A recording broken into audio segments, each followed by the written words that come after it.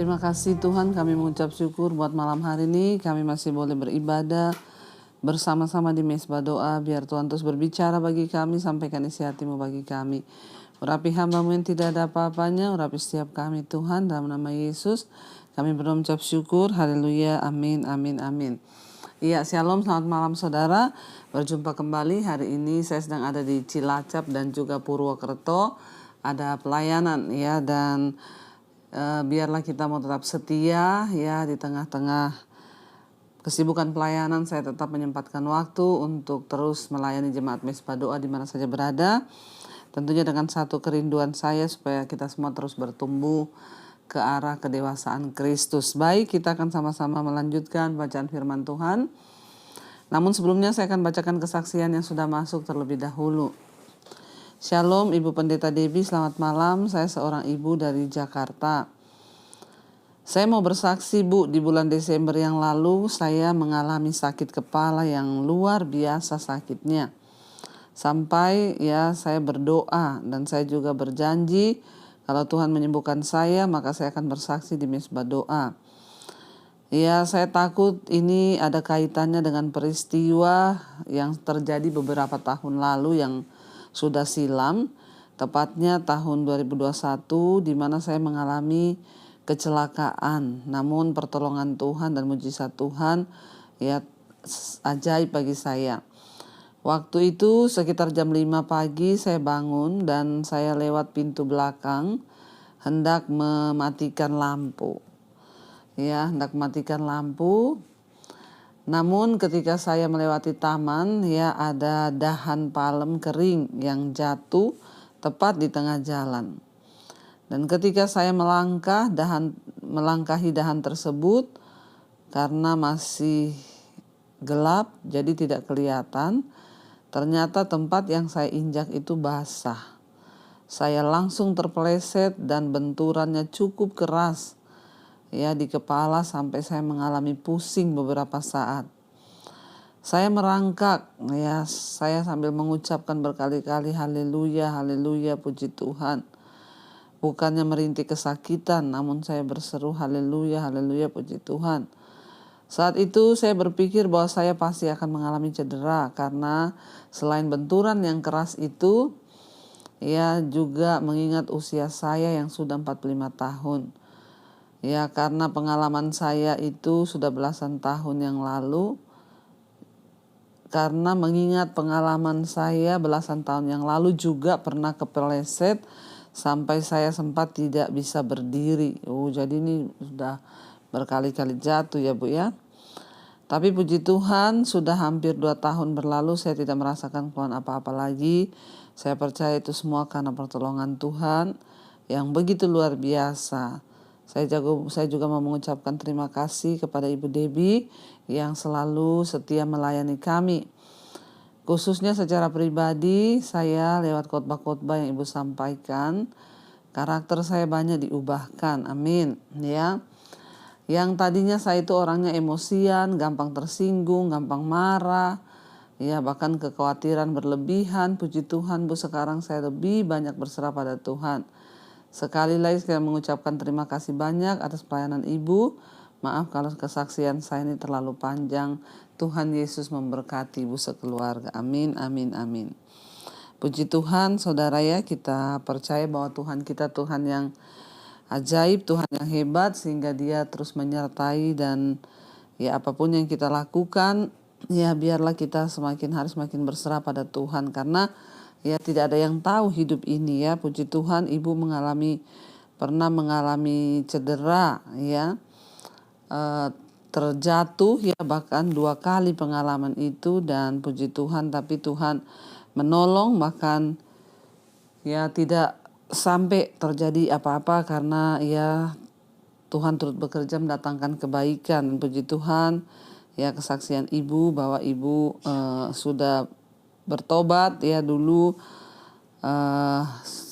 suka marah-marah, khawatir ya tetapi sekarang Ibu sudah bertobat dan Tuhan mengizinkan ya Ibu boleh bersaksi pada malam hari ini. Puji Tuhan ya, Tuhan baik dan Tuhan setia bagi setiap kita yang sungguh-sungguh berharap kepada Tuhan. Baik, kita akan melanjutkan pembacaan firman Tuhan ya, dan hari ini kita sudah sampai di kitab Hakim-Hakim. Iya, saudara, kita sudah sampai di Hakim-Hakim dan ya sekarang Hakim-Hakim 12, kemarin kita sudah selesai Hakim-Hakim 11. Kemarin kita sudah membaca bagaimana Yefta ya, dia berkata kalau aku disertai Tuhan dan menang peperangan, maka siapapun atau apapun yang keluar pertama kali ya di rumahnya menyambut dia, maka itulah yang akan disembelih, dipersembahkan bagi Tuhan. Ya, dan ternyata ketika Yefta menang, dia pulang ke rumah, anak perempuan satu-satunya yang keluar menyambut dia. Bukan kambing dombanya, bukan ternaknya, tetapi anak perempuan satu-satunya. Dan ketika anak itu keluar, Yefta menangis dengan hati yang hancur dan dia berkata, ya aduh, engkau sudah menjadi celaka bagiku. Ya, kenapa engkau yang keluar menyambut aku, dan aku sudah terlanjur bernasar kepada Tuhan. Dan anak perempuannya berkata, ya lakukanlah kepadaku sesuai dengan nasarmu. Dan akhirnya anaknya meminta waktu sebelum dia dipersembahkan sebagai korban bakaran. Ya, dia meminta waktu untuk dia pergi ya, dan ya menangisi ya kegadisannya karena dia akan disembelih ya dan dikorbankan bagi Tuhan. Ya, kita tidak tahu saudara ya, dari segi ya firman Tuhan ya dilarang untuk membunuh ya orang, apalagi untuk dipersembahkan kepada Tuhan. Tapi Yefta berkata dia sudah terlanjur bernasar dan akhirnya dia harus mempersembahkan anaknya, saudara. Dari sini kita belajar hati-hati kalau bernasar ya, supaya kita tidak terjebak dengan perkataan kita sendiri dan itu menjadi jerat bagi kita. Dan akhirnya saudara ya kita lanjut sekarang dari Hakim-Hakim pasal 12, Yefta dan Efraim judul perikopnya. Ya, dikerahkanlah orang Efraim lalu mereka bergerak ke Safon dan mereka berkata kepada Yefta, mengapa engkau bergerak untuk memerangi Bani Amon dengan tidak memanggil kami untuk maju bersama-sama dengan engkau? Sebab itu kami akan membakar rumahmu bersama-sama dengan kamu. Tetapi jawab Yefta kepada mereka, aku dan rakyatku telah terlibat dalam peperangan yang hebat dengan Bani Amon. Lalu aku memanggil kamu, tetapi kamu tidak datang menyelamatkan aku dari tangan mereka. Ketika kulihat bahwa tidak ada yang datang menyelamatkan aku, maka aku mempertaruhkan nyawaku dan aku pergi melawan Bani Amon itu, dan Tuhan menyerahkan mereka ke dalam tanganku. Mengapa pada hari ini ya kamu mendatangi aku untuk berperang melawan aku? Saudara, kita lihat di sini ya, jadi Israel baru saja memenangkan sebuah pertempuran yang besar melawan Bani Amon. Tetapi bukannya bersuka cita, malah saudara ya yang ada adalah pikiran yang picik dan pertengkaran dari suku Efraim yang berkata kenapa mereka tidak diajak untuk berperang. Ya, suku Efraim marah dan iri hati karena mereka tidak ikut dan tidak diajak untuk berperang. Ya, dan walaupun Yefta mengatakan bahwa dia sudah mengajak mereka, namun penghinaan-penghinaan dari orang-orang Efraim ya membangkitkan amarah Yefta, saudara. Ya, dan kita lihat di sini saudara, ya Yefta itu udah stres pergi berperang membela bangsa Israel melawan Bani Amon dalam sebuah peperangan yang besar, dan dia menang atas pertolongan Tuhan. Dia baru pulang, anaknya dikorbankan, dia sakit hati, dia stres. Datang orang Efraim marah dan berkata, kenapa kamu tidak ajak kami? Maka sekarang kami akan membakar rumahmu dan juga semua keluargamu. Kenapa saudara itu terjadi? Ingat, Yefta ini dianggap sebagai anak haram. Ya, dan mereka tidak mau Yefta itu ada bersama-sama dengan mereka dari awal. Ya, tetapi para tua-tua Israel memanggil Yefta untuk berperang melawan Bani Amon. Dan itu terjadi, kemenangan diberikan. Ya, ayat 4, kemudian Yefta mengumpulkan semua orang Gilead, lalu mereka berperang melawan suku Efraim. Dan orang-orang Gilead mengalahkan suku Efraim itu, ya sebab orang-orang itu mengatakan, ya kamulah orang-orang yang telah lari dari suku Efraim. Kaum Gilead itu ada di tengah-tengah suku Efraim dan suku Manasye.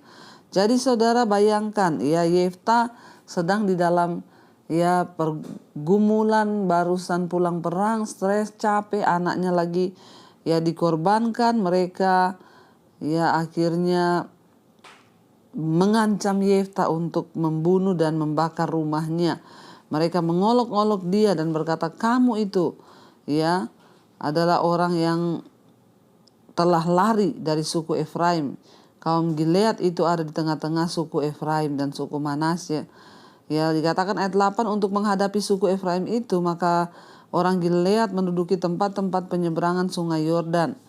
Apabila dari suku Efraim ada yang lari dan berkata, biarkanlah aku menyeberang, maka orang Gilead berkata kepadanya, orang Efraim ke engkau?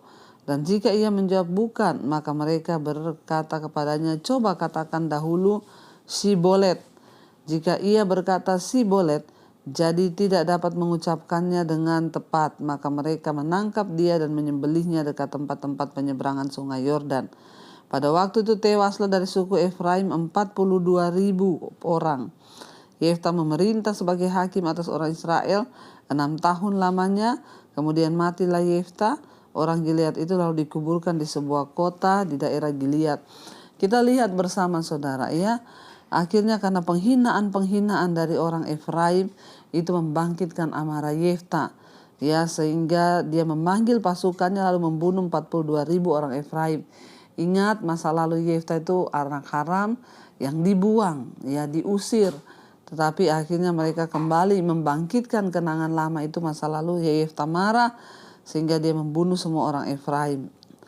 Ya, dan Yefta biasanya berbicara dulu sebelum bertindak, tetapi kali ini pembalasannya sangat cepat. Ya, hal ini sangat merugikan orang Israel sendiri dan ini harusnya bisa dihindari. Menghina orang lain dan iri hati bukanlah respon yang benar, saudara. Ketika kita merasa tidak diajak atau ditinggalkan atau apa, akan tetapi menuntut balas atas suatu penghinaan juga sama salahnya dan bahkan sangat merugikan. Kita lihat akhirnya terjadi kegagalan yang luar biasa kepada bangsa Israel sendiri.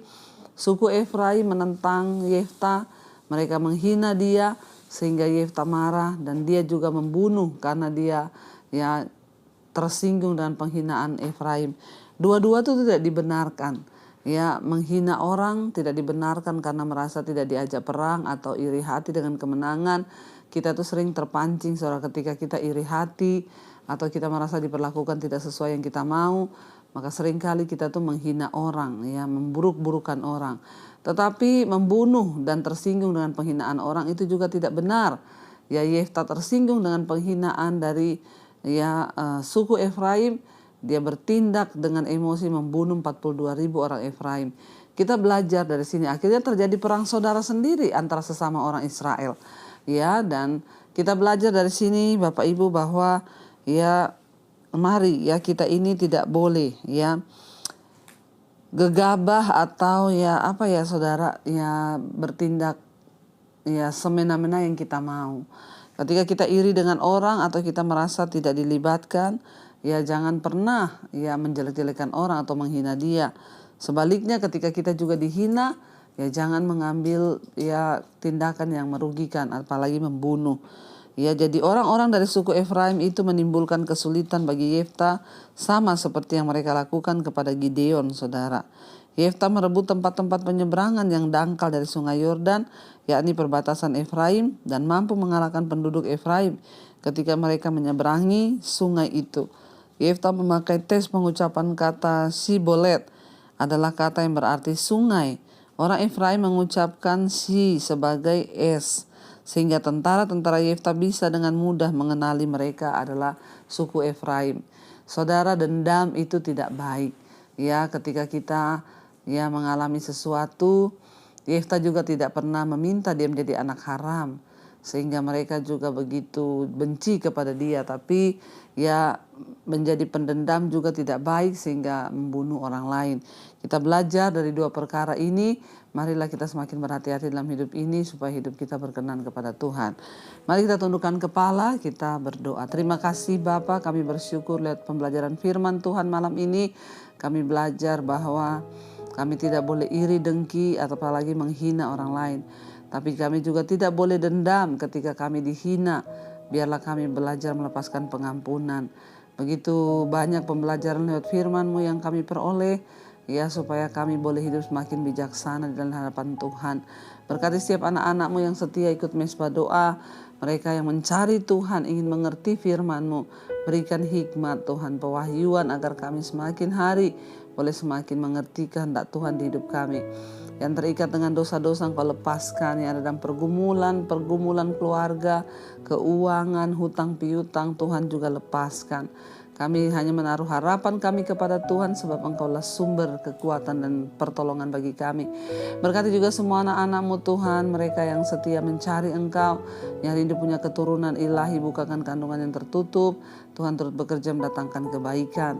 Berkati bangsa dan negara kami Indonesia, Bapak Presiden Jokowi, wakilnya, jajaran kabinet yang ada, lembaga-lembaga negara, kepala-kepala daerah. Tuhan juga membersihkan bangsa kami agar boleh semakin hari semakin dimurnikan oleh Tuhan. Engkau juga terus memberkati bangsa-bangsa di 5 benua, Asia, Afrika, Amerika, Eropa, Australia. Tutup bungkus dan kuasa darah-Mu agar boleh Tuhan bertobat. Kami segenap umat-Mu, bahkan seluruh manusia yang ada di dunia, biarlah Engkau curahkan hujan pertobatan, meninggalkan dosa dan kembali kepada Tuhan untuk sungguh-sungguh mencari Engkau. Terima kasih Bapa, segala pujian, hormat, kemuliaan hanya bagi Engkau. Dalam nama Tuhan Yesus kami berdoa mengucap syukur. Haleluya. Amin, amin, amin. Tuhan memberkati saudara, ya, dan percayalah bahwa ya Tuhan kita Tuhan yang dahsyat dan luar biasa, tidak pernah meninggalkan kita dan menyertai kita. Tuhan Yesus memberkati. Shalom dan Immanuel.